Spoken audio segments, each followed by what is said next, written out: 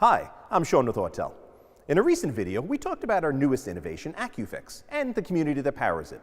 Today, I want to show you how to bind your MS909, MS919, or Autel tablet to your account so you can save time as you build and submit featured cases.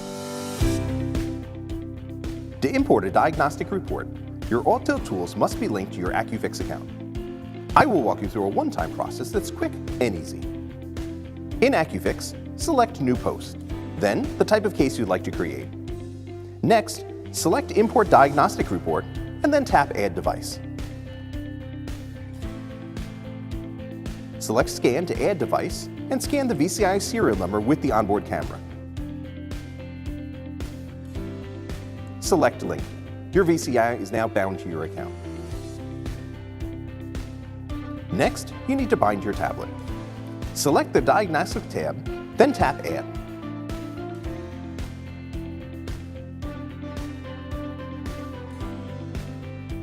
If you're using your tablet for this process, write down your serial number. Choose Manual Entry, then enter the serial number and complete the steps.